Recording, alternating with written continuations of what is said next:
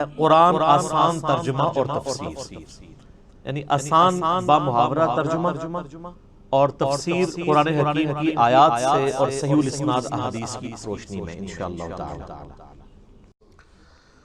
ان الحمد للہ نحمده ونستعینه ونستغفره ونعوذ باللہ من شرور انفسنا ومن سیئات اعمالنا من يهده الله فلا مضل له ومن يضلل فلا هادي له وأشهد أن لا إله إلا الله وحده لا شريك له وأشهد أن محمدا عبده ورسوله أما بعد فإن خير الحديث كتاب الله وخير الهدي هدي محمد صلى الله عليه وآله وسلم وشر الأمور محدثاتها وكل محدثة بدعة وكل بدعة ضلالة وكل ضلالة في النار۔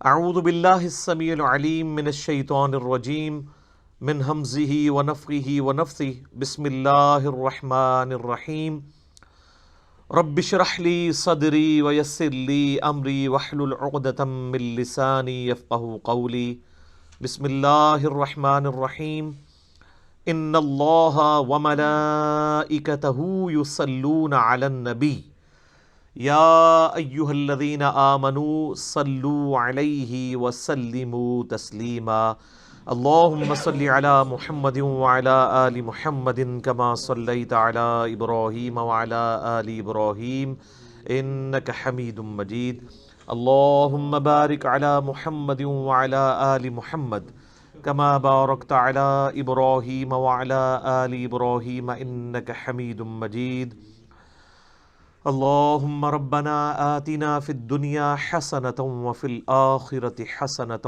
وقنا عذاب النار لا الہ الا انت سبحانک انی کنت من الظالمین حسبنا اللہ ونعم الوکیل یا حی یا قیوم برحمتک استغیث ولا حول ولا قوة الا باللہ العلی العظیم ربنا آتنا من لدنک رحمۃ وہیئ لنا من امرنا رشدا آمین۔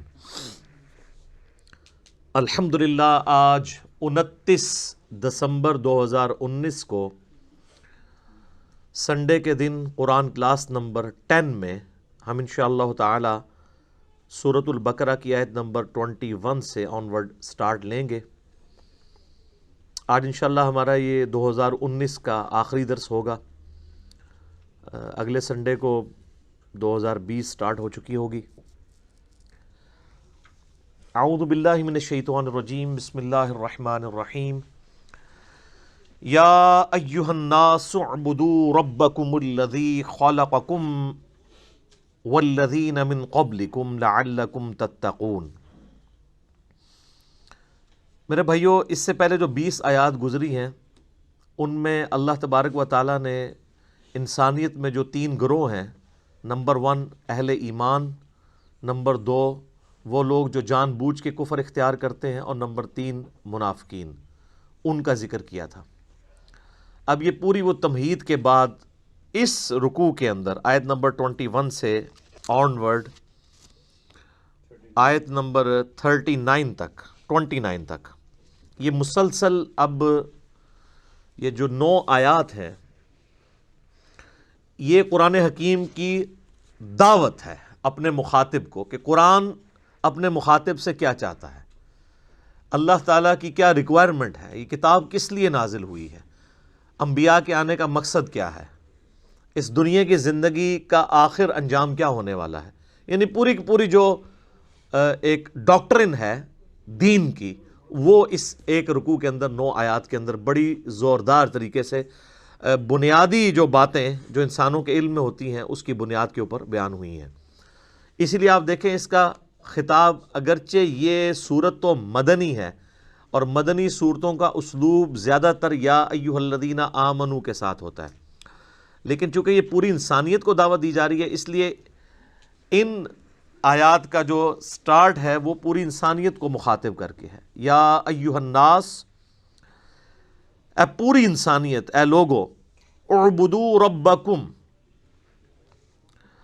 عبادت کرو اس رب کی، الذی خلقکم، جس نے تمہیں پیدا کیا، والذین من قبلکم، اور جو تم سے پہلے لوگ گزر چکے یا جو اگلے لوگ گزر چکے ان کو بھی اسی نے پیدا کیا، لعلکم تتقون، تاکہ تم ڈر سکو، پرہیزگار بن سکو۔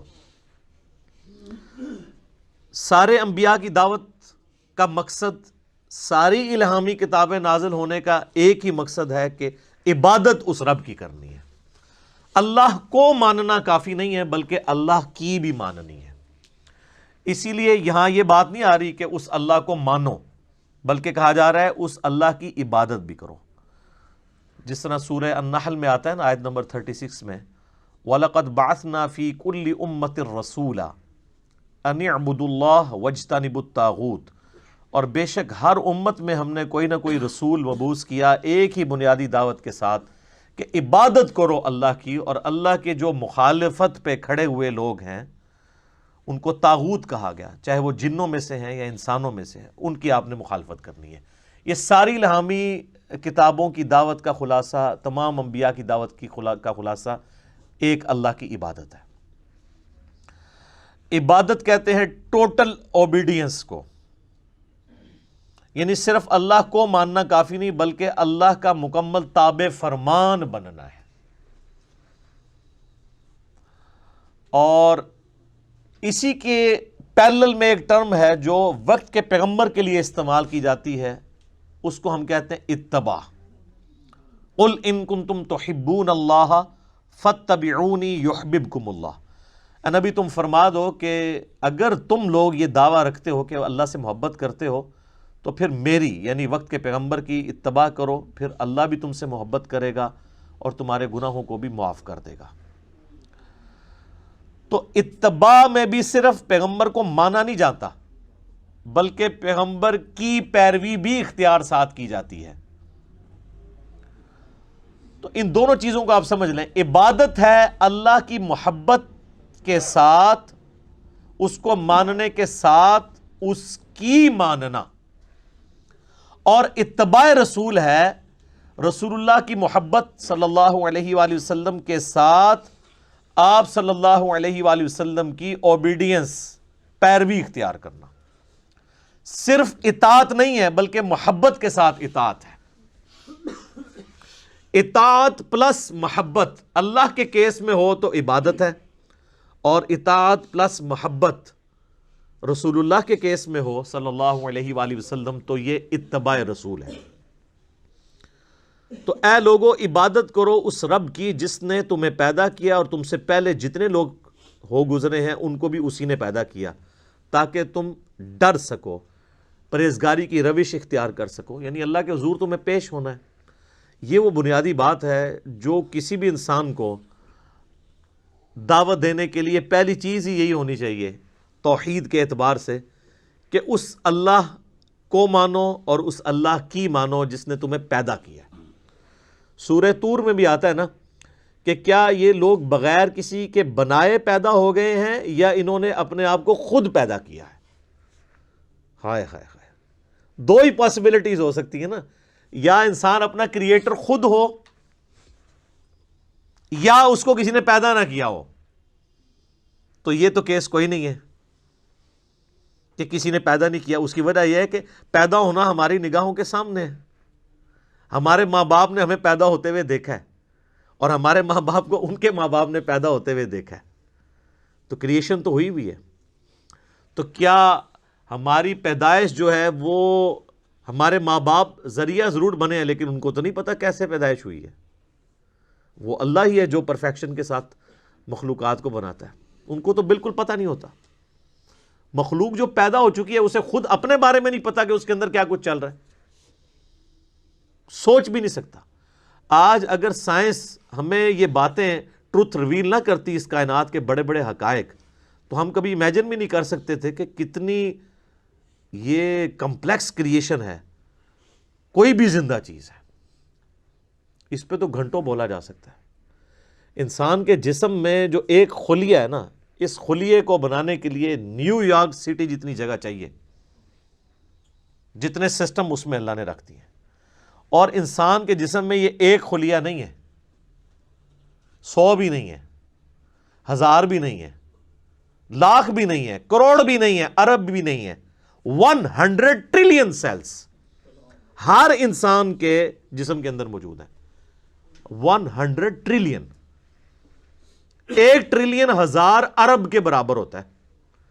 100,000 ارب خلیے ہر انسان کے جسم میں، اور ان سارے خلیوں تک آکسیجن بھی پہنچتی ہے اور یہ زندہ ہے. ان کی ڈویژن ڈسٹرب ہو جائے تو کینسر ہے. یہ خلیے مر جائیں اور نئے اس کی جگہ پیدا نہ ہو تب بھی وہ ڈیڈ ہو جائے گا باڈی کا وہ حصہ. اور سائنٹسٹ کہتے ہیں کہ اتنا بڑا فگر ہے کہ اگر انگلینڈ جیسے 30 ملک ہوں اور 30 کے 30 ملک صرف درختوں سے پر ہوں اور کوئی چیز وہاں نہ اگی ہوئی ہو تو ان درختوں کے جتنے پتے ہوں گے نا یہ 100 ٹریلین ہے. 100,000 ارب.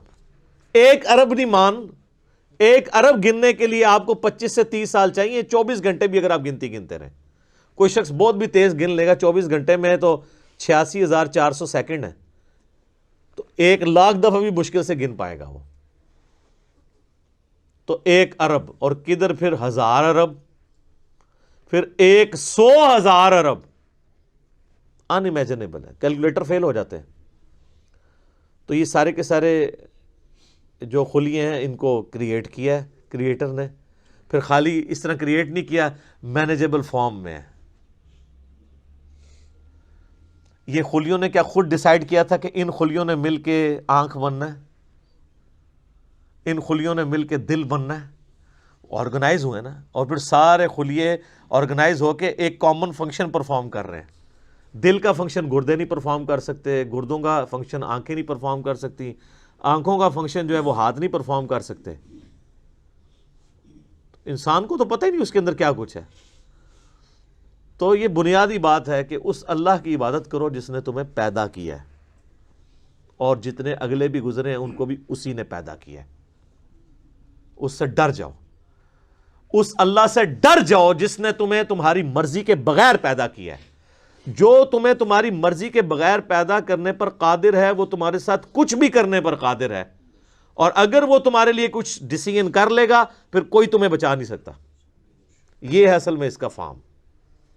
ڈر جاؤ لعلکم تتقون، تاکہ تم ڈر سکو. الذی جعل لکم الارض فراشا، وہی اللہ ہے جس نے اس زمین کو تمہارے لیے بچھونا بنایا ہے. والسماء بناء، اور آسمان کو چھت بنایا ہے. اس حصے کے اوپر بھی گھنٹوں بولا جا سکتا ہے کہ یہ زمین جو بچھونا بنائی ہے صرف اس کی ایک فزیکل پراپرٹی کو ڈسکس کیا جا رہا ہے کہ زمین کو رہنے کے قابل بنایا ہے.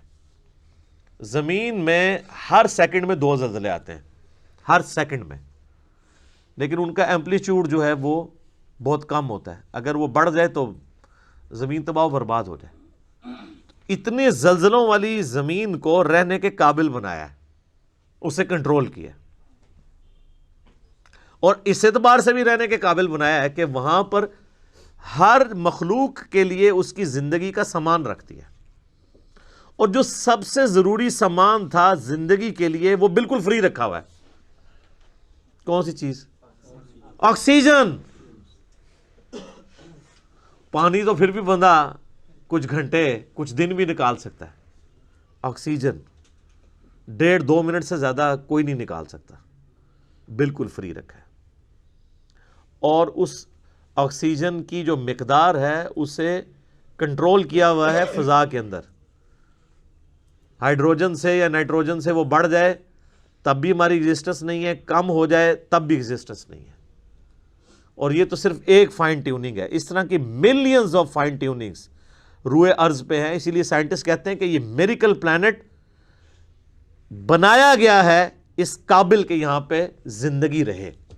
تو کسی کے بنانے سے بنا ہے. اگر وہ کہتا ہے خود بخود بن گیا ہے تو پھر اس کو کوئی کاپی کر کے بنا کے بتا دے. جو چیز کاپی بھی نہ ہو سکتی ہو اس کے بارے میں کہنا کہ وہ خود بخود ہو گئی ہے.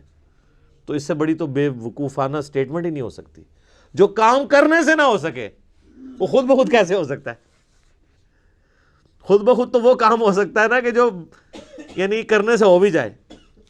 زمین و آسمان کی ساری مخلوقات مل کے ایک بیج نہیں بنا سکتی کہ جسے ہم مٹی میں بوئیں اور وہ 6 ارب گنا بڑا درخت بن جائے. لوگ تو کہتے ہیں جی مٹی کی تو کوئی قیمت ہی نہیں ہے. میں کہتا ہوں سونے کی کوئی قیمت نہیں ہے.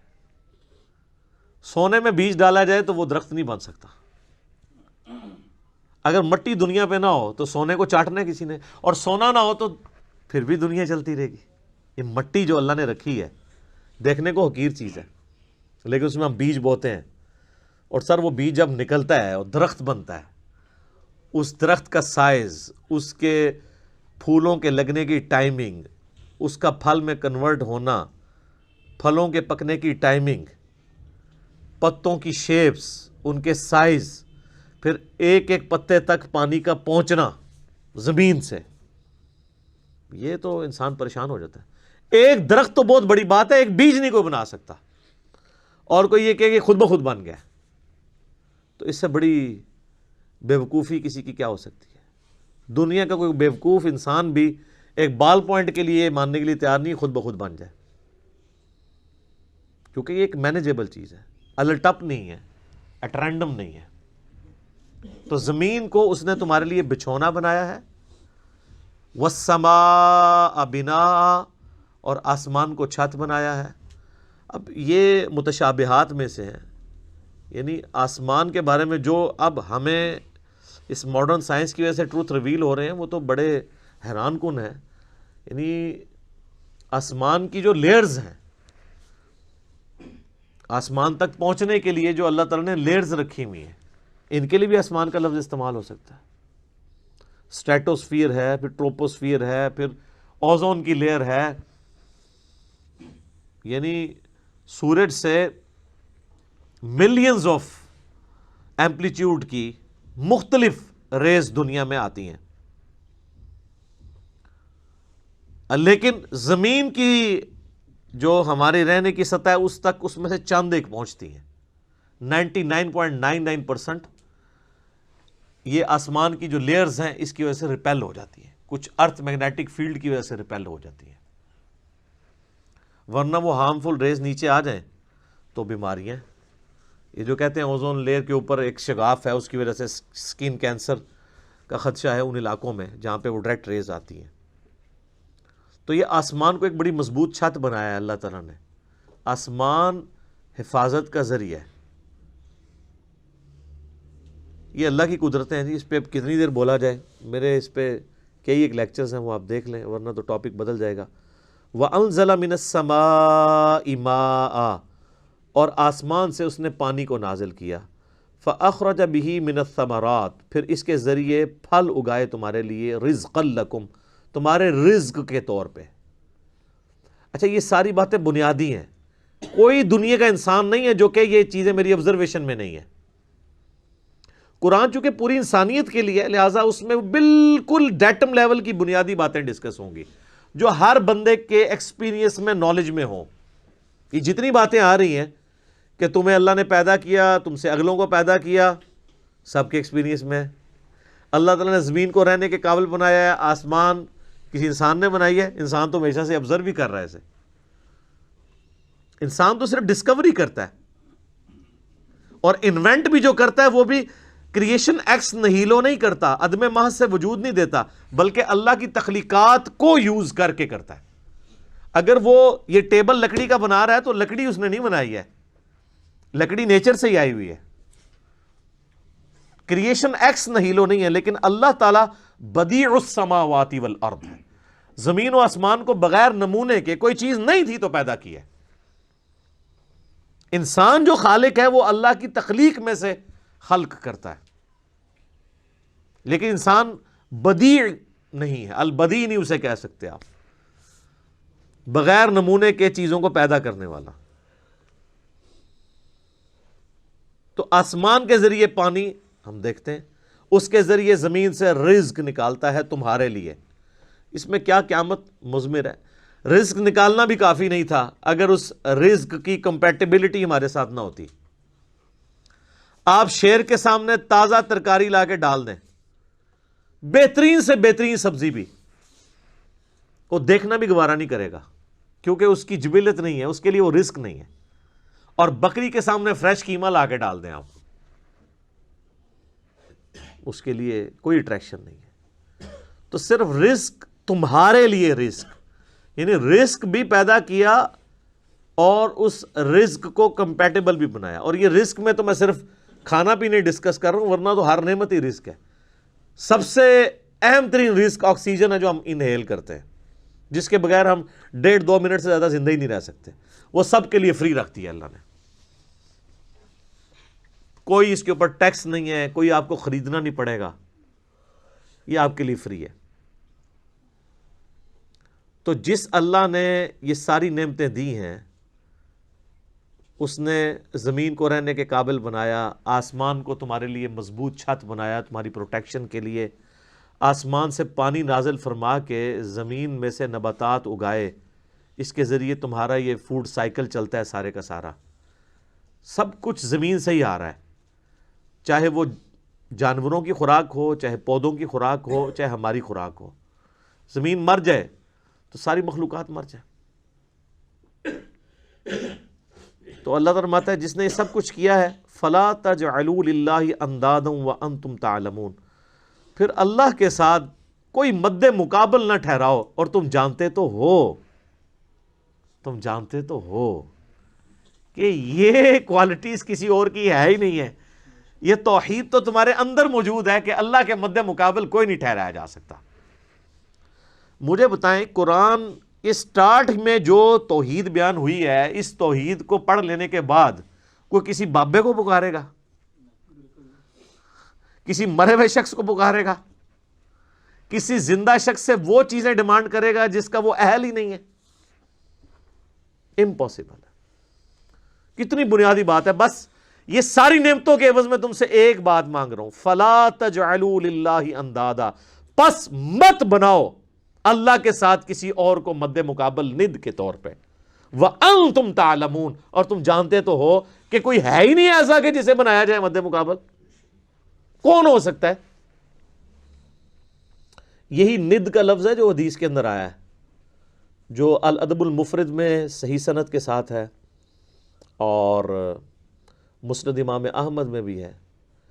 ایک صحابی نے اللہ کے نبی علیہ السلام کے سامنے کہہ دیا، یا رسول اللہ ما شاء اللہ وشئت، جو اللہ چاہے اور جو آپ چاہیں۔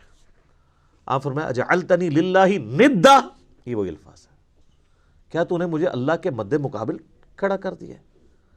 قل بل ما شاء اللہ وحدہ، بلکہ کہہ جو اکیلا اللہ چاہے۔ اچھا، اس نے آگے سے نہیں آرگومنٹ کیا کہ یا رسول اللہ میں آپ کو اللہ کا بندہ ہی مان رہا ہوں، اللہ کا رسول ہی مان رہا ہوں، میں نے آپ کو کوئی اللہ مان کے نہیں کہا، میں نے آپ کو کوئی مستقل بذات نہیں مانا، میں نے آپ کو جو ہے وہ عطائی مان کے ہی بات کی ہے، ذاتی مان کے بات نہیں کی۔ یہ ساری کہانیاں جڑی مولویوں نے پڑھائیاں نے اس زمانے نہیں سنونیاں۔ تو یہی ند کا لفظ وہاں پہ بھی استعمال ہوا ہے، اللہ کے ساتھ ند نہ ٹھہراؤ۔ وَإِن كُنتُمْ فِي رَيْبٍ مِّمَّا نَزَّلْنَا عَلَىٰ عَبْدِنَا، اور اگر تمہیں یہ شک ہو، کوئی شک ہو اس چیز کے بارے میں جو ہم نے اپنے بندے پر نازل کی ہے، یعنی قرآن۔ یہ قرآن جو اللہ کی کتاب ہے، جو نبی علیہ السلام کا واحد معجزہ ہے، جس کی بنیاد پہ دعوی نبوت ہے، اس کے بارے میں اگر تمہیں کوئی شک ہو کہ یہ کتاب انہوں نے خود گھڑ لی ہے یا یہ کتاب اللہ کی طرف سے نہیں ہے، کوئی انسانی کوشش ہے، فَأْتُوا بِسُورَةٍ مِّن مِّثْلِهِ، تو تم بھی کوئی اس سے ملتی جلتی ایک صورت ہی بنا کے لے آؤ۔ وَادْعُوا شُهَدَاءَكُم مِّن دُونِ اللَّهِ، اور بلا لو مدد کے لیے اپنے جتنے حمایتی ہیں اللہ کے سوا، ان کنتم صادقین، اگر تم سچے ہو۔ اللہ کے سوا جتنوں کو بلانا ہے تم بلا لو، جنوں، بلکہ سورہ بنی اسرائیل میں تو آتا ہے کہ سارے جنوں انس بھی مل کے اگر اس طرح کی کوئی کتاب بنانا چاہیں تو کتاب نہیں بنا سکیں گے۔ اچھا، یہ قرآن حکیم میں مختلف جگہ مختلف یعنی چیلنجز آئے ہیں۔ سورہ ہود کے اندر بھی، سورہ یونس میں بھی. سورہ ہود کے اندر تو 10 صورتوں کا ذکر ہے کہ 10 صورتیں بنا کے لے آؤ اگر بنا سکتے ہو. سورہ یونس میں ہے کہ ایک صورت اس سے ملتی جلتی کو بنا کے لے آؤ، ایک صورت بنا کے لے آؤ. یہاں پہ تو آخری چیلنج ہے کہ کوئی ملتی جلتی، چلو اگر مکمل نہیں تو کوئی قریب قریبی کوئی صورت بنا کے لے آؤ. تو یہ کوئی مشکل کام تو نہیں تھا. قرآن حکیم کی تو ایک بڑی چھوٹی سی صورت ہے، سورۃ الکوثر. انا اعطیناک الکوثر فصل لربک وانحر ان شانئک هو الابتر. اس کی بھی کوئی کاپی نکالی جا سکتی تھی ایسے لوگوں کی طرف سے جو یعنی اتنے فصیح اللسان تھے کہ وہ دوسروں کو اجمی کہا کرتے تھے. ان کو اپنی زبان کے اوپر اتنا ناز تھا، فی البدی وہ عام جو گفتگو ہے اس کو بھی شاعری کے انداز میں بیان کر دیا کرتے تھے. لیکن یہ تاریخ میں نہیں ملتا کہ کسی نے یہ چیلنج اس طریقے سے قبول کیا ہو. اتنی شرم و حیا ان کے اندر بھی موجود تھی. ویسے آج کل کچھ لوگوں نے تب آزمائی کرنے کی کوشش کی ہے، وہ صورتیں بنا کے اس کو ملتے جلتے الفاظ کے ساتھ پھر قرآن کے سٹائل میں اسے تلاوت کر کے یوٹیوب پہ اپلوڈ بھی کیا ہوا ہے. اس پہ میرا ایک کلپ بھی آیا تھا، آپ یوٹیوب کے اوپر دیکھ سکتے ہیں، اپلوڈڈ ہے.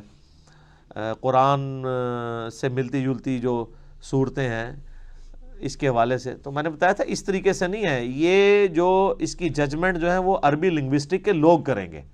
صرف اس سے ملتے جلتے الفاظ کے ساتھ کوئی عربی کا کوئی لٹریچر سامنے لے آنا یا خود لکھ لینا یا کوئی شاعری کر لینا، ظاہر ہم اجمی تو جج نہیں کر سکتے. ہاں اجمیوں کے لیے ٹیسٹ یہ ہے کہ آج کے دور کا ہمارے پاس جو سب سے بڑا ٹچ سٹون ہے وہ سائنٹیفک فیلڈ کا علم ہے. اس کے اعتبار سے کوئی بھی قرآن حکیم کی ایک آیت بھی ایسی نہیں ہے جو اسٹیبلش سائنس کے خلاف ہو. اس ٹیسٹ سے آپ اسے گزار کے دیکھ لیں. لیکن وہ اسٹیبلش سائنس ہونی چاہیے، ہائپوتھیسز یا تھیوریز نہیں ہونی چاہیے. تو اس پہ بھی یہ پرفیکٹلی فلفل ہوگی. ڈاکٹر مورس بوکائل ایک فرینچ سرجن تھے، انہوں نے ایک اس کے اوپر کتاب بھی باقاعدہ لکھی ہے، مسلمان ہو گئے تھے، بائبل قرآن اینڈ سائنس کے عنوان سے. اردو میں ترجمہ بھی ہوا ہے لیکن وہ بڑی مشکل سی اردو ہے اس کی. انگلش میں بھی ترجمہ ہوا ہے اس کا. بل وہ اسی رزلٹ پہ پہنچے ہیں کہ ساری الہامی کتابوں میں قرآن ہی ایسی ایک واحد الہامی کتاب ہے جس میں کوئی سائنٹیفک فالٹ موجود نہیں ہے. باقی کتابوں میں ایسی چیزیں ملتی ہیں اور ظاہر ہے وہ اس لیے ہیں کہ وہ ٹیمپر ہوئی ہیں، یعنی ان کے اندر تبدیلی ہو چکی ہے. اس میں اللہ تعالیٰ کی طرف اسے منسوب نہیں کیا جا سکتا. یہ کتاب محفوظ ہونے کی ایک بہت بڑی دلیل یہ بھی ہے کہ اس میں آپ کو کوئی سائنٹیفک ایرر جو اسٹیبلش سائنس والی چیزیں ہوں، ہائپوتھیسز نہ ہوں، وہ نہیں ملے گا. تو اگر تم سچے ہو تو اس طرح کی کوئی صورت ہی بنا. یہ اس زمانے کے لیے تو تھا وہ والا چیلنج، آج تک بھی یہ صرف عرب کے لوگوں کے اعتبار سے ہے. باقی اجمیوں کے لیے تو پھر باقی اعتبار سے بھی قرآن معجزہ ہی ہے. فَإِن لَمْ تَفْعَلُوا، اور پس اگر تم ایسا نہ کر سکو، وَلَن تَفْعَلُوا، اور تم ہرگز ایسا نہیں کر سکو گے. اللہ تعالیٰ نے اس پہ اپنا اوپینین بھی دے دیا ہے کہ یقیناً تم کر بھی نہیں پاؤ گے. فَاتَّقُوا النَّارَ الَّتِي وَقُودُهَا النَّاسُ وَالْحِجَارَةُ، تو ڈرو اس آگ سے جس کا ایندھن آدمی اور پتھر بننے والے ہیں. اعدت للکافرین، جو اللہ نے تیار کر کے رکھی ہے انکار کرنے والوں کے لیے. اچھا، یہ کافرون کا ترجمہ یا مسلمون کا ترجمہ جو ہے نا وہ ہم عموماً تو کر رہے ہوتے ہیں مسلمان اور کافر. اصل جو ترجمہ ہے نا مؤمنون کا یا مسلمون کا، سر تسلیم خم کرنے والے، بات ماننے والے، اور کافر وہ ہیں جو بات نہیں ماننے والے. کوئی مسلمان بھی کافر ہو سکتا ہے اور کوئی کافر بھی مسلمان ہو سکتا ہے کہ کوئی صحیح بات مان لے. وہ ایک تو وہ ٹرم والا ایمان ہے نا جو ہم ایز اے اصطلاح استعمال کرتے ہیں، جو کلمہ پڑھ لے اور وہ 5 بنیادی چیزوں پہ چلے. لفظی ترجمہ یہ ہے کہ نہ ماننے والوں کے لیے، انکار کرنے والوں کے لیے، کفر کہتے ہیں انکار کرنے کو، ناشکری کرنے کو، اللہ تعالیٰ نے آگ تیار کر رکھی ہے جس کا ایندھن آدمی، انسان اور پتھر ہے. اللہم اجرنا من النار، اللہم اجرنا من النار، اللہم اجرنا من النار. صحیح مسلم میں حدیث ہے، نبی علیہ السلام ایون نماز میں بھی جب کبھی آیات آتی تھیں جہنم سے ریلیٹڈ تو آپ علیہ السلام اللہ سے جہنم کے اگینسٹ اللہ تعالیٰ کی پناہ طلب کیا کرتے تھے، اور جب جنت کی آیات آتی تھی تو اللہ تعالیٰ سے جنت کا سوال کیا کرتے تھے. یہ سنت ہے.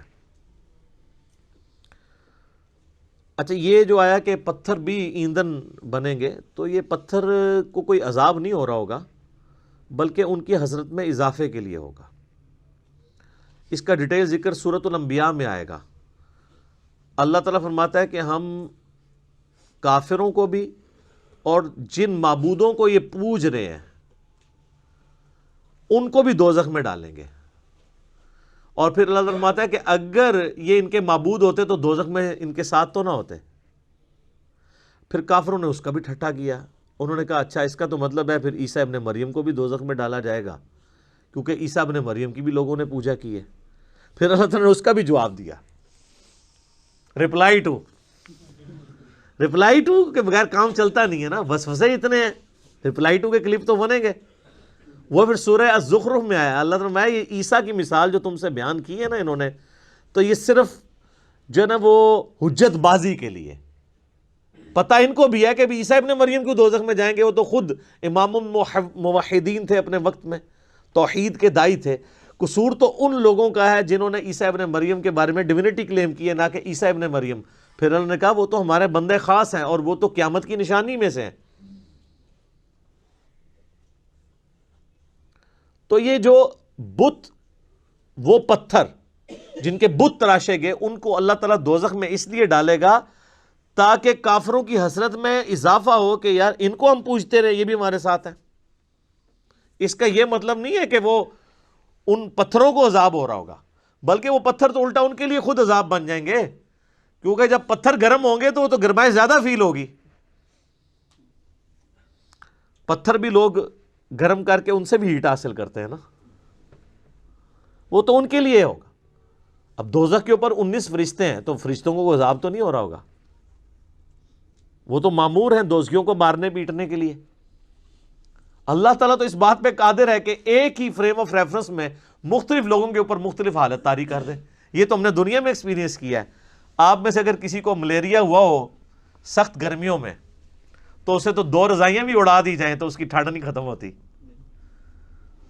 باقی تو گرمی سے اف اف کر رہے ہوتے ہیں، اور اس کو ٹھنڈ اتنی لگی ہوتی ہے کہ وہ کہتا ہے میرے اوپر اور اڑاؤ۔ ایک ہی جگہ پہ ٹیمپریچر بے شک 40 تک پہنچ چکا ہوا ہے، اس کو ٹھنڈ لگ رہی ہے، حالانکہ ایکچوئل وہاں پہ گرمی ہے۔ تو یہ اللہ تعالیٰ ایک فریم آف ریفرنس میں دنیا میں ایسی چیزیں کر کے بتاتا ہے کہ 2 مختلف بندوں پہ ایک ہی جگہ پہ 2 مختلف حالتیں طاری ہو جاتی ہیں۔ اللہ ہی اللہ ہے جی، یقین کریں کہ یہ جو چیزوں کی کوالٹیز ہیں یہ بھی اللہ کی وجہ سے ہے۔ اگر اللہ تعالیٰ کا امر اس کے پیچھے سے ہٹ جائے، آپ 7 سمندروں کا پانی بھی پی جائیں، آپ کی پیاس نہیں بجھ سکتی۔ اور اگر آگ کے جلانے کی خاصیت اللہ تعالیٰ چھین لے، آپ پوری زمین کے درخت بھی جلا لینا، آپ ایک روٹی بھی نہیں پکا سکتے، کیونکہ وہ خاصیت ہی جب اللہ تعالیٰ لے لے گا۔ تو یہ دوزخ میں ان کافروں کے ساتھ پتھروں کو اس لیے جلایا جائے گا تاکہ ان کی حسرت میں اضافہ ہو، نہ کہ ان پتھروں کو عذاب دیا جا رہا ہوگا۔ اب سائملٹینیس کنٹراسٹ بھی آ رہا ہے جی، وَبَشِّرِ الَّذِينَ آمَنُوا وَعَمِلُوا الصَّالِحَاتِ، اور اے نبی علیہ السلام آپ خوشخبری دے دیجئے ان لوگوں کو کہ جو بات مان لیتے ہیں، یعنی ایمان لے آتے ہیں اور نیک اعمال اختیار کر لیتے ہیں، أَنَّ لَهُمْ جَنَّاتٍ تَجْرِي مِن تَحْتِهَا الْأَنْهَارُ، کہ ان کے لیے باغات ہیں جن کے نیچے نہریں بہتی ہوں گی۔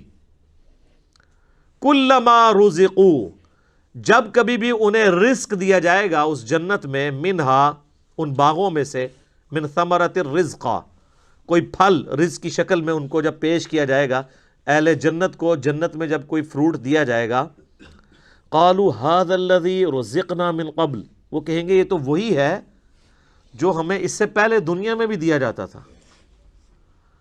وَأُتُوا بِهِ مُتَشَابِهًا، حالانکہ وہ ان کو اس سے ملتا جلتا فروٹ دیا جا رہا ہوگا، ایگزیکٹ نہیں ہوگا۔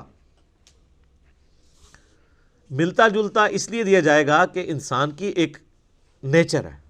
دنیا میں بھی آپ دیکھ لیں، آپ کسی دسترخوان پہ بیٹھے ہوں تو سب سے پہلے اس چیز کو ہاتھ ڈالتے ہیں جس کے ساتھ آپ مانوس ہوں۔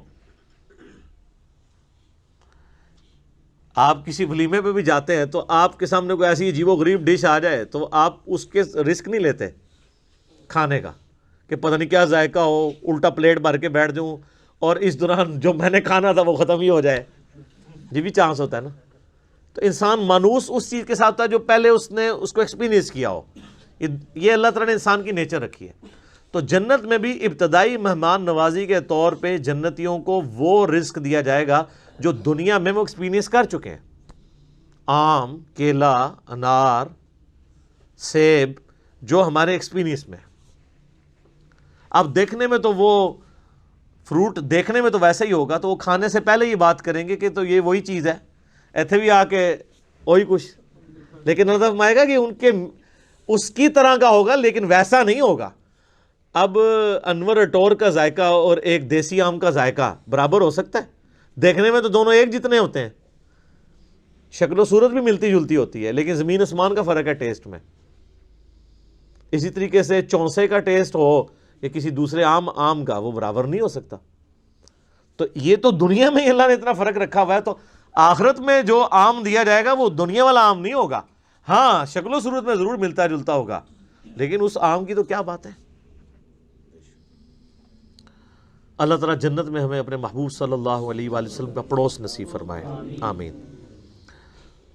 وَلَهُمْ فِيهَا أَزْوَاجٌ مُطَهَّرَةٌ، اور وہاں پہ ہوں گی ان کے لیے پاکیزہ بیویاں.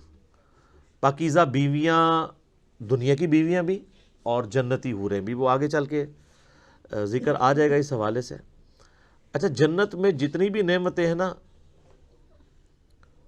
ان میں جو یعنی ڈومیننٹ نعمتیں ہیں، ان کا کچھ نہ کچھ حصہ اللہ نے دنیا میں اس حوالے سے رکھا ہے کہ انسان اس نعمت کو ایکسپیرینس کر سکے.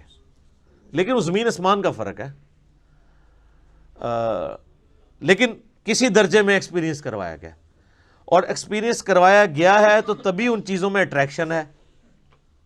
اگر اٹریکشن نہیں ہوگی تو اس کے لیے تگ و دو کون کرے گا. اچھا، اس سے یہ بھی بات پتہ چلی کہ جنت کا لالچ بھی اللہ تعالیٰ خود دے رہا ہے.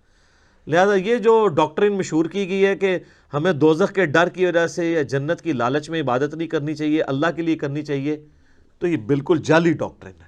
اس کو مولا علی علیہ السلام کی طرف لوگوں نے منسوب کر دیا ہے کہ وہ کہتے تھے میں تو اللہ کی عبادت صرف اللہ کے لیے کرتا ہوں، جنت کی جو ہے وہ طلب میں یا دوزخ کے ڈر کی وجہ سے نہیں کرتا. اس کے اوپر بھی میرا ایک کلپ ریکارڈڈ موجود ہے کہ یہ ڈاکٹرین صوفیاء نے پیش کی ہے، یہ قرآن کی ڈاکٹرین نہیں ہے. کیونکہ جنت کا جو لالچ ہے اس کے پیچھے لگنا اللہ ہی کی تو اطاعت ہے. یہ جنت کا لالچ شیطان نے دیا یا اللہ نے؟ تو اگر آپ جنت کو نگیٹ کرتے ہیں، جنت کا مذاق اڑاتے ہیں یا دوزخ کو ہلکا جانتے ہیں، تو آپ یہ جنت یا دوزخ کو بے عزت نہیں کر رہے ہوں گے، بلکہ آپ اللہ تعالیٰ کے خلاف بغاوت کا علم بلند کر رہے ہوں گے. یہ تو اس نے رکھی ہوئی ہے نا چیزیں، ان ساری لالچیں وہی دیتا ہے نا. یہ وہ لالچ نہیں ہے جو بری بلا ہو، یہ وہ لالچ ہے جس کے لیے انسان کو کوشش کرنی چاہیے. قرآن پاک میں درجنوں آیات ہیں، آگے چلیں گے تو یعنی اللہ تعالیٰ فرماتا ہے کہ کوشش کرنے والوں کو ایسی جنت کے لیے کوشش کرنی چاہیے، خود اللہ تعالیٰ اس کی طرف. تو اسی طریقے سے یعنی جو ایک اللہ تعالیٰ نے سیکس کا جذبہ رکھا ہے انسان کے اندر، اس کا ایکسپیرینس دنیا میں کسی فارم میں کروایا، تبھی جنت کی حوروں کا لالچ دیا جا سکتا ہے. اور اسی طریقے سے جو فروٹ ہے اس کا ذائقہ دنیا میں رکھا ہے، جبھی جنت کی فروٹ کا آپ کو لالچ دیا جا سکتا ہے. باقی تو بخاری مسلم میں حدیث ہے کہ اللہ تعالیٰ نے جنت میں وہ نعمتیں تیار کر رکھی ہیں جو نہ کسی آنکھ نے دیکھی، نہ کسی کان نے سنی، نہ کبھی کسی کے دل پہ بھی اس کا گمان گزرا. وہ تو ان امیجنیبل ہے. یہ صرف متشابہات ہیں، چیزیں ملتی جلتی چیزیں دنیا میں صرف بات سمجھانے کے لیے. اور دنیا کی نعمتیں تو فنا ہونے والی ہیں، لیکن ان نعمتوں کے ساتھ آ رہا ہے وَهُمْ فِيهَا خَالِدُونَ، وہ رہیں گے ہمیشہ ہمیش اس کے اندر، نہ ختم ہونے والی نعمتیں. اچھا، دنیا میں کوئی بڑے سے بڑی بھی نعمت ہے نا، وہ اچھی انسان کو لگتی ہے، لیکن جیسے ہی اس کے چھوٹ جانے کا خیال آتا ہے تو دل کے اوپر غم کا غلبہ ہو جاتا ہے. اور جنت میں غم نہیں ہے، اس لیے جنت میں ہمیشہ کی نعمتیں. بخاری اور مسلم کی حدیث ہے کہ میدان محشر میں لا کے مینڈے کی شکل میں موت کو قتل کیا جائے گا، اور جب بلایا جائے گا تو باقاعدہ ایک یعنی ندا کی جائے گی. جہنمی جو ہے جہنم کے کنارے پہ آ جائیں گے اس خوشی کی وجہ سے کہ شاید ہمارے نکلنے کے لیے کوئی اب سبب ہونے لگا ہے, اور جنتی جنت کے کنارے پہ آئیں گے اس ڈر کے ساتھ کہ ہمیں کہیں جنت سے نہ نکال دیا جائے. تو پھر اللہ تعالیٰ موت کو مینڈے کی شکل میں لا کے وہاں پہ ذبح کرے گا, اور پھر کہا جائے گا کہ جنتیوں کے لیے خوشخبری ہے کہ انہیں کبھی موت نہیں آئے گی, اور دوسری طرف جہنمیوں کے لیے ہمیشہ کا غم ہے کہ ان کو بھی موت نہیں آئے گی. تو قرآن میں آتا ہے سورہ فرقان میں, آج ایک موت نہیں کئی موتیں مانگو, موت نہیں تمہیں آئے گی, ہزاروں موتیں مانگو, موت نہیں آنے کی. کیونکہ موت آ جائے تو پھر تکلیف ختم ہو جائے, لیکن وہاں پہ موت نہیں آئے گی. اللہم اجرنا من النار, اللہم اجرنا من النار, اللہم اجرنا من النار, آمین. اللہم من احییتہ منا فاحیہ علی الاسلام ومن توفیتہ منا فتوفہ علی الایمان, آمین. صحیح مسلم میں ایک حدیث ہے کہ جب جنتی جنت میں داخل ہونے لگیں گے تو ان کو ایک ندا کی جائے گی, جاتے ہی خوشخبری ملے گی, تمہارے لیے مبارک ہے, آج کے بعد تمہیں کبھی موت نہیں آئے گی, تم ہمیشہ زندہ رہو گے. آج کے بعد تمہیں کبھی بدحالی نہیں آئے گی, تم ہمیشہ خوشحال رہو گے. آج کے بعد تمہیں کبھی بڑھاپا نہیں آئے گا, تم ہمیشہ جوان ہی رہو گے. اور آج کے بعد اللہ تم سے کبھی ناراض نہیں ہوگا, ہمیشہ راضی رہے گا. یعنی دنیا میں تو سب سے بڑی اہل ایمان کے لیے ٹینشن ہی یہی ہے نا کہ میں نے یہ کیا تو ناراض نہ ہو جائے. جنت وہ جگہ ہے جہاں کچھ بھی کر لیں اللہ ناراض نہیں ہوگا. ہر وہ چیز جو دنیا میں بھی جرم تھی وہاں جا کے وہ جرم نہیں رہے گی. دنیا میں مرد کے لیے سونا پہننا حرام ہے, اور جنت میں سونے کے کنگن پہنائے جائیں گے, ریشم کا لباس پہنایا جائے گا. قرآن پاک میں آتا ہے, بخاری مسلم میں درجنوں احادیث ہیں. جسے شوق ہو تو مشکات المصابیح کی 3 جلد میں جنت والا چیپٹر پڑھ لیں تو آپ کو اندازہ ہوگا کہ جنت میں اللہ تعالیٰ نے کیا کچھ رکھا ہے انسان کے لیے. لیکن یہ بات اپنی جگہ ہے, ایک حقیقت ہے کہ جنت پہنچنا بڑا مشکل ہے, یہ سب سے بڑا المیہ ہے. یہ تو بابوں نے آپ کو ایک خدا کا تعارف کروایا نا کہ جنت تو اپنی جیب ہی ہے. کتابیں یہ نہیں بتاتی, کتابیں کچھ اور ہی بتاتی. صحیح مسلم میں حدیث ہے کہ اللہ تعالیٰ نے جنت کو ناگوار چیزوں سے ڈھانپ رکھا ہے. یعنی جنت تک پہنچنے کے لیے کئی ناگوار چیزوں سے آپ کو گزرنا پڑے گا, پھر جنت آئے گی. اور جہنم کو اللہ تعالیٰ نے خوشنما چیزوں سے ڈھانپ رکھا ہے. یعنی ہر اٹریکٹ فل چیز دوزخ کی طرف لے کے چلی جائے گی.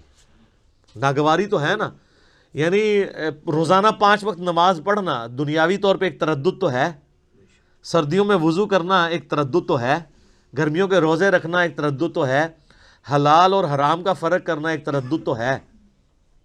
اور دوسری طرف آپ جو اپنی مرضی کے مطابق کوئی بھی کام کرتے جائیں وہ سیدھا آپ کو دوزخ کی طرف لے جائے گا, جو آپ اپنی مرضی سے کریں گے. اور جو اللہ کی مرضی سے کرنا پڑتا ہے اس میں تردد تو ہے, ظاہر وہ نفس کے خلاف ہے. تو یہ مسلم شریف کی حدیث کمال حدیث ہے کہ جنت ناگوار چیزوں سے ڈھانپی ہوئی ہے اور جہنم خوشنما چیزوں سے.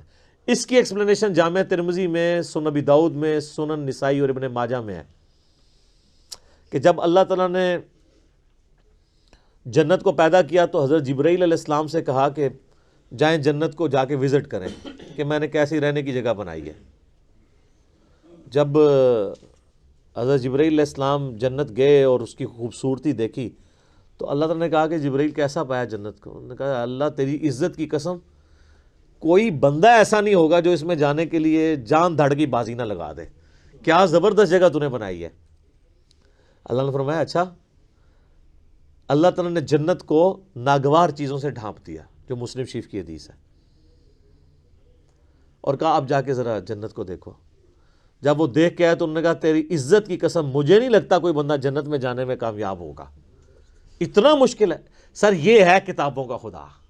یہاں کہتے ہیں نہیں جناب, ایک دفعہ بھی پڑھ لیا ایک دفعہ بھی پڑھ لیا, ایک پھیرا ہی لگے گا.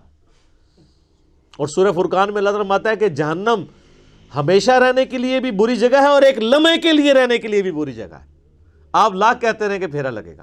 اچھا یہ پھیرا بھی اس لیے ہم کہتے ہیں کہ ہم نے کبھی اس پھیرے کو امیجن نہیں کیا, آپ کو ادھر بیٹھے بیٹھے امیجن کروا دیتے ہیں. اگر کسی شخص کو یہ کہا جائے کہ ایک فجر کی نماز چھوڑنے پہ آپ کو فجر سے ظہر تک ایک ایسے کمرے میں وقت گزارنا پڑے گا جو 10 بائی 10 فٹ کا ہوگا, اس میں 100 کوبرا سانپ ہوں گے, 100 بچھو ہوں گے, 100 اژدہے ہوں گے, لیکن صرف فجر سے ظہر تک بس, تو کوئی امیجن بھی کر سکتا ہے اس کو؟ وہ ان سانپوں کو تو آپ مار بھی سکتے ہیں, تو جہنم کے سانپ کے بارے میں کوئی سوچ بھی سکتا ہے؟ چونکہ ہم نے امیجن نہیں کیا ہوتا اس لیے ایک پھیرے کی بات کرتے ہیں. اور یہ تو بہت بڑی میں نے مثال دی ہے. اگر کسی شخص کو کہا جائے نا کہ فجر کی نماز چھوڑنے پہ فجر سے ظہر تک آپ کو صرف ایک موم بتی کا وہ چھوٹا سا جو فلیم ہوتا ہے نا اس کے اوپر یوں ہاتھ رکھنا پڑے گا فجر سے ظہر تک, سر 10 سیکنڈ نہیں کو رکھ سکتا. تو یہ کہنا آسان ہے پھیرے والی بات.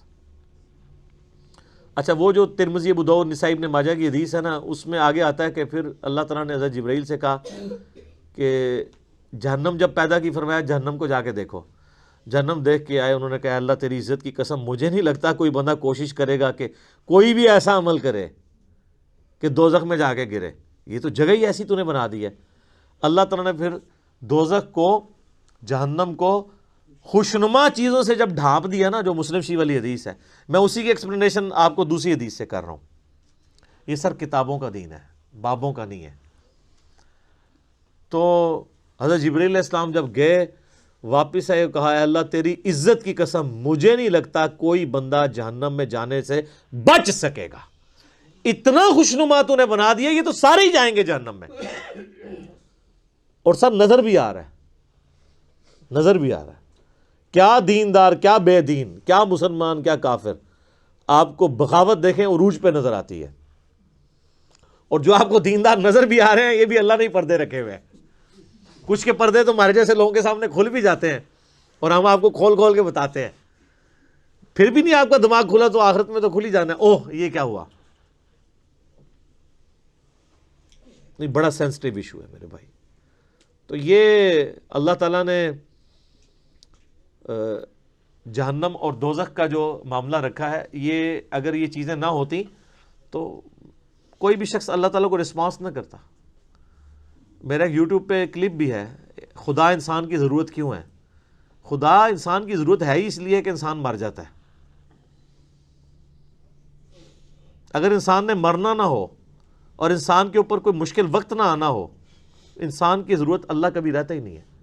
یہ تکلیفیں اور موت, یہی تو ایک تلوار لٹک رہی ہے کہ یار میں نے مرنا ہے, کسی کو منہ دکھانا ہے جا کے. آپ ایک لمحے کے لیے امیجن کریں کہ اگر آپ نے مرنا نہ ہو اور آپ کو کبھی کوئی تکلیف نہ آئے, یہ دو چیزوں کی گارنٹی ہو, تو سر نماز کس نے پڑھنی ہے؟ تو یہ ساری دھمکیاں ختم ہو جائیں گی نا پھر دوزخ کی. تکلیف نہ آنے کا مطلب ہے کوئی کچھ نہیں کرے گا, موت نہ آنے کا مطلب ہے آپ اپنی زندگی انجوائے کریں گے, اور تکلیف نہ آنے کا مطلب ہے کہ پھر آپ کو کوئی نہ کوئی رزق کے حوالے سے ایشو ہوگا نہ اور کوئی تکلیف پہنچے گی. تو یہ سر دنیا میں پاسبل نہیں, جنت میں ہی ہے. لیکن دنیا میں بھی یہ ہو جائے نا تو اللہ تعالیٰ انسان کی ضرورت نہیں رہتا. اسی لیے اللہ تعالیٰ نے یہ موت کا الذی خلق الموت والحیات لیبلوکم ایکم احسن عملا رکھا ہوا ہے. یہ جو تلوار لٹکائی ہے وہ اسی لیے تو لٹکائی ہے. تو یہ ساری چیزیں نہ ہو تو انسان کا قبلہ نہیں درست ہوتا. گھنٹوں بولا جا سکتا ہے. اگلی بڑی اہم ترین آیت ہے آیت نمبر 26. قرآن حکیم کے اسلوب کے اوپر ایک کافروں نے اعتراض کیا تھا, اور کچھ نہیں, یعنی وہ قرآن کے مثل کوئی صورت تو نہیں بنا کے لا سکے, لیکن ایک اعتراض انہوں نے کیا تھا کہ اگر یہ اللہ کی کتاب ہے تو اللہ تو اتنا پڑھا لکھا ہے, اتنا ایجوکیٹڈ ہے, اتنی اونچی ہستی ہے, لیکن قرآن میں مثالیں وہ بیان کرتا ہے, کبھی مکھی کی, کبھی جو ہے وہ مکڑی کی. سورۃ العنکبوت میں کافروں کے ایمان کو مکڑی سے تشبیہ دی. سورہ الحج کے اندر کہا کہ یہ جن کو اللہ کے سوا پکار رہے ہیں یہ ایک مکھی پیدا نہیں کر سکتے, اور مکھی سے کوئی چیز چھین کے لے جائے یہ واپس نہیں لا سکتے. تو اتنی بڑی کتاب میں اتنی حقیر چیزوں کی مثالیں کیوں ہیں؟ تو اس قرآن کا اسلوب کہ قرآن مشکل کتاب نہیں بلکہ اتنی آسان کتاب ہے, عام انسان کے ساتھ بحث کرتی ہے. دیکھ لیں آپ, اس میں کوئی فلسفیانہ باتیں اس طریقے سے نہیں ہیں, موٹی موٹی باتیں ہیں. تو اگر یہ اللہ کی کتاب ہوتی تو بڑی مشکل ہونی چاہیے تھی، علماء سے پوچھ کے چلنا چاہیے تھا پھر تو، یہی کہتے ہیں نا وہ۔ اور قرآن کم از کم 4 دفعہ سورۃ القمر میں کہہ رہا ہے وَلَقَدْ يَسَّرْنَا الْقُرْآنَ لِلذِّكْرِ فَهَلْ مِن مُدَّكِرٍ، قرآن کو ہم نے نصیحت کے لیے آسان کر دیا ہے کوئی جو نصیحت حاصل کرے اس سے؟ تو اتنی مشکل کتاب ہونی چاہیے تھی اگر یہ اللہ کی کتاب ہے۔ تو اللہ تعالیٰ نے وہ متھ توڑی ہے، ان اللہ لا یستحیی ان یضرب مثلا ما بعوضۃ فما فوقها، بے شک اللہ اس بات سے شرم محسوس نہیں کرتا کہ وہ مچھر کی مثال دے یا اس سے بھی کسی حقیر چیز کی۔ کیوں؟ اللہ کا مقصد کسی کے اوپر اپنا علمی رعب ڈالنا نہیں ہے، اللہ کا مقصد بات سمجھانا ہے، اور بات سمجھانے والا شخص جو ہوتا ہے نا وہ کبھی مشکل الفاظ نہیں استعمال کرتا۔ لہٰذا آپ یہ علماء کی جب ہم مشکل اردو اور ٹرمز سنتے ہیں نا، واللہ وہ اس نیت سے نہیں تقریر کر رہے ہوتے کہ انہوں نے عوام کو دین سمجھانا ہے، وہ یہ تقریر کر رہے ہوتے ہیں کہ میں اتنی مشکل ٹرمنالوجیز بول سکتا ہوں، اور پھر کہتے ہیں دیکھا جی وہ جی علامہ صاحب نے بڑے مشکل لفظ استعمال کیے۔ تو یہ علامہ صاحب نے اللہ کی سنت میں عمل نہیں کیا، اللہ کی اسی لیے تو پھر علماء کو چھوڑ گئی ہے نا پبلک۔ وہ کہتے ہیں ان کے پاس ہم 1 گھنٹہ بیٹھ کے سنتے ہیں، سمجھ نہیں آتی ہے، علی بھائی کے 5 منٹ کے کلپ میں اتنا کچھ سمجھ آ جاتا ہے۔ کیوں آتا ہے؟ عام فہم بات ہے۔ لیکن میں آپ کو مزے کی بات بتاؤں، یہ عام فہم بات کرنا یہ مشکل کام ہوتا ہے، مشکل باتیں کرنا آسان کام ہوتا ہے۔ اس لیے آپ دیکھتے ہیں کتنے لائق لوگ ہوتے ہیں، لیکن جب ان کو آپ ٹیچر بناتے ہیں انتہائی نالائق ٹیچر ثابت ہوتے ہیں، کیونکہ ٹیچنگ جو ہے ایک فن ہے، اس کے لیے صرف لائق ہونا کوئی کمال نہیں ہے، اس میں کمیونیکیشن آپ کو سکل چاہیے ہوتی ہے، آپ لوگوں کی سطح پہ اتر کے بات کر سکتے ہو، تو یہ کیپیبلٹی مشکل کیپیبلٹی ہے۔ آپ یہ نہ سمجھیے گا جو مشکل باتیں کرتا ہے وہ آسان باتیں بھی کر سکتا ہے، آسان طریقے سے بات کرنا یہ زیادہ مشکل ہوتا ہے، اور مشکل طریقے سے بات کرنا یہ زیادہ آسان ہوتا ہے، ان کی کمپیٹنسی بھی نہیں ہوتی ہے۔ تو اللہ تعالیٰ ماتا ہمارا یہ مقصد نہیں ہے کہ ہم کسی کے اوپر روب ڈالیں گے۔ یہ کہتے ہیں اللہ نے یہ مثال کیوں بیان کی ہے؟ اللہ اس بات سے حیا محسوس نہیں کرتا۔ فَأَمَّا الَّذِينَ آمَنُوا، پس جو لوگ بات مان لیتے ہیں، فَيَعْلَمُونَ أَنَّهُ الْحَقُّ مِن رَبِّهِمْ، تو وہ اس چکر میں نہیں پڑتے کہ یہ مکھی کی مثال کیوں آ گئی، یہ مچھر کی مثال کیوں آ گئی، یا میں اپنے بارے میں کرتا ہوں، میں کبھی کوئی مثال کوئی پھکی کی بات کر دی یا ٹنی کی بات کر دی، تو بات سمجھانے کے لیے کوئی اگزامپل کے طور پہ بھی بات کر دی، تو جو بات ماننے والے ہیں سمجھنے والے ہیں وہ ان چکروں میں نہیں پڑتے الفاظی کے اوپر، وہ کہتے ہیں یہ ہمارے رب کی طرف سے سچ بیان ہوا ہے، بات وزنی ہے، اس چکر میں نہ پڑھو کہ اسلوب کیسا ہے اس کا۔ فَأَمَّا الَّذِينَ كَفَرُوا، جبکہ جو بات نہیں ماننے والے ہوتے ہیں، ہر بات میں وہ بات کی کھال اتارنے والے ہوتے ہیں، اور ان کا مقصد بات ماننا نہیں ہوتا بلکہ انکار کرنے کا کوئی بہانہ تلاش کرنا ہوتا ہے۔ فَيَقُولُونَ، تو وہ کہتے ہیں مَاذَا أَرَادَ اللَّهُ بِهَذَا مَثَلًا، اللہ کو یہ مثال بیان کر کے کیا ملا ہے، کیا ارادہ تھا اللہ کا، یہ باتیں کرنے کی کیا ضرورت ہے، کوئی مشکل باتیں ہونی چاہیے تھی۔ تو اب چونکہ یہ انہوں نے اعتراض کیا ہے غیر علمی جذباتی ڈاکٹرن کے ساتھ، لہٰذا اس کا جواب بھی اسی اعتبار سے پہلے تو دیا جا رہا ہے، یضل بہ کثیرا ویہدی بہ کثیرا، اللہ کا مقصد یہ ہے کہ تاکہ اس مثال کے ذریعے بہت سے لوگوں کو گمراہ کر دے اور بہت سے لوگوں کو ہدایت دے۔ مراد یہ نہیں ہے کہ قرآن کتاب گمراہی ہے، وہ تو آیا ہے قرآن میں ھدی للناس وبینات من الہدی والفرقان، یہ پوری انسانیت کے لیے ہدایت ہے، ہدایت کی روشن دلائل ہیں، اس میں حق اور باطل میں تمیز کرنے والی کتاب ہے۔ اس کتاب کا مقصد کسی کو گمراہ کرنا نہیں ہے، مقصد یہ کہ یہ الٹیمیٹلی تمہاری گمراہی کا سبب اس اعتبار سے بن جائے گی کہ تم اس کو مان کر ہدایت پہ آ جاؤ گے اور نہ مان کے گمراہ ہو جاؤ گے۔ جیسا شیطان نے کہا تھا کہ اے اللہ اس آدم کی وجہ سے تو نے مجھے گمراہ کیا ہے، حالانکہ آدم کی وجہ سے نہیں ہوا تھا، وہ ہوا خود ہی تھا، لیکن اس نے یہ کہا کہ نہ آدم پیدا ہوتا تو نہ میرے امتحان آتا تو نہ اسرا ہوتا۔ تو انڈائریکٹلی یہ بات ادھر بھی اللہ تعالیٰ نے کہا ہے کہ اللہ تعالیٰ نے اس لیے کیا ہے کہ تم تاکہ جو ماننے والے ہیں ان کا ایمان میں اضافہ ہو جائے گا، جو نہ ماننے والے ہیں وہ گمراہ ہو جائیں گے، اور جو ماننے والے ہیں ان کو ہدایت مل جائے گی۔ اس کا یہ مطلب قطعاً نہیں ہے کہ قرآن پڑھ کے کسی کو گمراہی ملتی ہے، نعوذ باللہ من ذالک، یہ عقیدہ کفر ہے۔ میرا یوٹیوب پہ ایک کلپ بھی ہے، انڈیا، پاکستان اور بنگلہ دیش کے لوگوں کے دو کفریہ علماء کے دو کفریہ عقیدے۔ ایک کفریہ عقیدہ یہی ہے اس میں سے کہ جی قرآن جو ہے یہ گمراہ کر دیتا ہے۔ یہ اکثر آپ سنتے ہیں نا، قرآن گمراہ کر دیتا ہے ڈائریکٹ پڑھنے سے انسان۔ اچھا، انڈائریکٹ پڑھنے سے بھی گمراہی ہوتا ہے؟ انڈائریکٹ کدھر پڑھنے دیتے ہیں؟ وہ کہتے ہیں پڑھنا ہی نہیں ہے، ڈائریکٹ انڈائریکٹ تو ہے، وہ انگریزی والے رہ گئے۔ انڈائریکٹ نہ انہوں نے خود پڑھا ہوا ہوتا ہے اور نہ کسی کو پڑھنے دیتے ہیں۔ وَمَا يُضِلُّ بِهِ إِلَّا الْفَاسِقِينَ، اور اس سے گمراہ تو نہیں ہوتے ہیں مگر وہ لوگ جو نافرمان ہیں، نافرمانی کی روش اختیار کیے ہوئے لوگ ہیں، جو جان بوجھ کے گمراہ ہونا چاہتے ہیں، وہ ان کے لیے قرآن میں پھر گمراہی ہے، کیونکہ جب وہ چاہ ہی رہے ہیں کہ ہم نے قرآن پاک میں نکالنی ہے اس قسم کی باتیں جس سے ہم قرآن سے دور بھاگیں، تو ظاہر ہے پھر قرآن پہ انہوں نے عمل کہاں سے کرنا ہے؟ حتیٰ کہ علماء یہود کے بارے میں سورہ الجمعہ میں آیا کہ ان کی مثال ان گدھوں کی سی ہے، جیسے گدھے کے اوپر کتابیں لاد دی جائیں نا، اس کتاب سے وہ اکتساب نہیں کر سکتا۔ لہٰذا علماء یہود کے پاس پروفیسیز موجود تھیں ان کی کتابوں میں کہ نبی آخر الزماں آئیں گے صلی اللہ علیہ وآلہ وسلم، لیکن ان کتابوں سے انہوں نے اکتساب نہیں کیا تو برباد ہو گئے۔ تو جو کتابوں سے اکتساب کرے اس کے لیے باتیں نہیں کہ وہ گمراہ ہوگا، جو کتاب ہونے کے باوجود اس میں عمل نہ کرے یا شوکیس میں بس سجا کے رکھے، پڑھی ہوں کتابیں پڑھی ہوئی نہ ہو، وہ گمراہ ہوتے ہیں۔ اسی تو ہم کہتے ہیں کتابوں کا خدا اور ہے اور بابوں کا خدا اور۔ جو کتابوں کے خدا کو نہیں مانتا نا، اسے کبھی بھی خدا کا تعارف نہیں ہوتا، کیونکہ نبی علیہ السلام نے ہمیں بابیں نہیں دی ہیں، کتابیں دی ہیں۔ آج کی ڈیٹ میں قرآن اور سنت کتابی شکل میں ہی ہمارے پاس موجود ہے نا۔ اس کے اوپر کافی اور باتیں مجھے کرنی ہیں، لیکن اب چونکہ ٹائم ختم ہو چکا ہے، اگلی دفعہ ہم اسی آیت کی جو آگے ان فاسقوں کی نشانیاں کیا ہیں جو قرآن کے ذریعے جو گمراہی کماتے ہیں، آیت نمبر 27 سورۃ البقرہ کی آن ورڈ انشاءاللہ اگلی دفعہ سٹارٹ کریں گے۔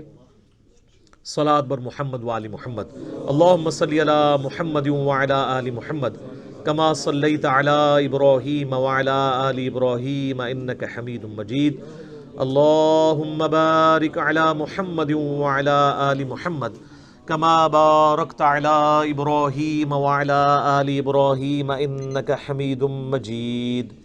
اللہ تعالیٰ سے دعا ہے جو حق بات میں نے کہی اللہ تعالیٰ ہمارے دلوں میں راسخ فرمائے، اگر جذبات میں میرے منہ سے کوئی غلط بات نکل گئی تو اللہ تعالیٰ ہمارے دلوں سے ہی اسے دور کر دے، ہمیں معاف بھی کر دے، ہمیں کتاب و سنت کی تعلیمات پر عمل کر کے دوسرے بھائیوں تک پہنچانے کی توفیق عطا فرمائے۔ سبحانک اللہم و بحمدک، اشہد ان لا الہ الا انت، استغفرک و اتوب الیک، وما علینا الا البلاغ المبین۔ جزاکم اللہ خیرا۔